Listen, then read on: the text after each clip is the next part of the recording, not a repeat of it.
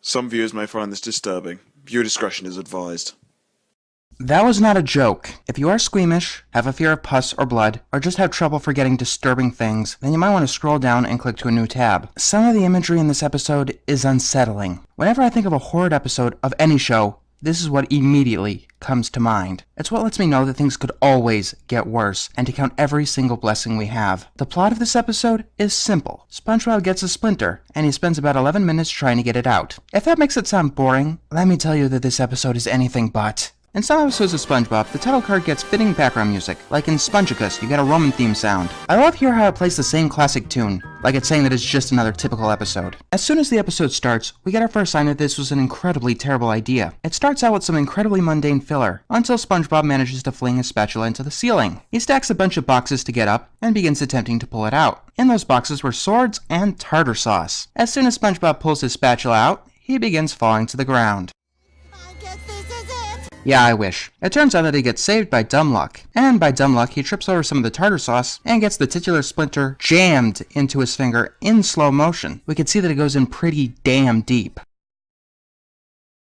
Then SpongeBob starts trying to pull it out, and we see him cringe as he does it. We see how real the pain feels. The writers and animators are determined to make it seem as painful as possible. I don't know if this is a half-assed attempt at slapstick, or just an attempt to make the audience cringe. If it was the former, you've got to make the pain cartoonish and over the top. Like, say, have a piano fall on someone's head. That's funny because it can't really happen to us. Most of us have had splinters, and some of us have had splinters we couldn't get out. So yeah, we can feel this pain. So eventually, SpongeBob tries to pull it off with his teeth, and ends up ripping his skull out.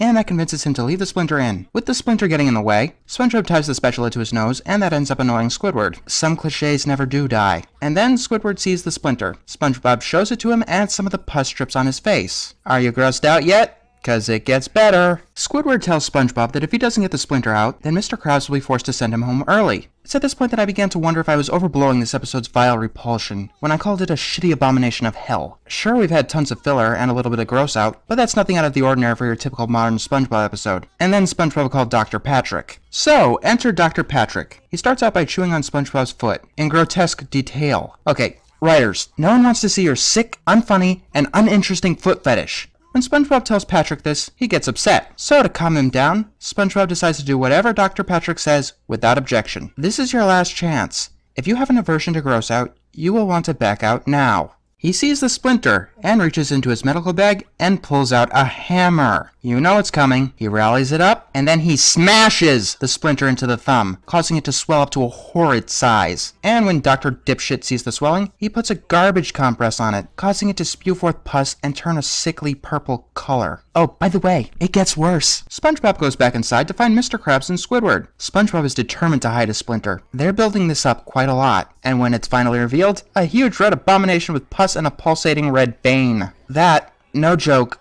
caused me to vomit the first time I saw it. And then we get a close-up on the splinter itself. Mr. Krabs pulls it out, and surprise! Confetti! Haha! No. Pus starts spraying on Mr. Krabs. Oh, and by the way, it wouldn't be a modern SpongeBob episode without at least some Squidward torture porn. Mr. Krabs talks about workman comp, so Squidward bashes his head in with a cash register, only to find out that his shift ended 2 minutes ago. To call this episode a piece of utter shit would be an insult to shit, pardon the cliche. Without the disgusting visual gimmicks, this episode has no legs to stand on. It wants to gross you out, and if it doesn't, it'll only end up boring you. There is no reason for this episode to exist, other than nausea fuel. It's an excuse to be as gross as possible, and a flimsy excuse at that. I don't know who would be vile enough, repulsive enough, disgusting enough to think that this would be a good idea, and then to actually make a goddamn episode about it? Who wrote this? 3? This episode had 3 writers. How is that possible? How did 3 professional level writers come forth with this crap when a 5-year-old would know better and throw it in the trash? These 3 do not deserve to have jobs. They deserve to be fired immediately and blacklisted. There's putting no effort into something, and then there's putting effort into making something as utterly horrible as possible. Believe me when I say that I know how bad things can get. To answer your question, no. Putting your hoof down is not worse than the splinter. Putting your hoof down is a concept that could have worked in some form of reality. Fuck no. It's just the first one I usually think of when I think of a bad episode. It probably wouldn't even hit the top 10. Well, there's that episode where Mrs. Puff tries to murder SpongeBob. Or there's that episode where Mr. Krabs drives Plankton to attempt suicide and is rewarded for it. There's also that episode that makes Squidward looking like he's about to kill himself a running joke. Or if you want to include specials, there's that giant middle finger to anyone who ever gave a damn about SpongeBob. Trust me when I say that I've seen shit.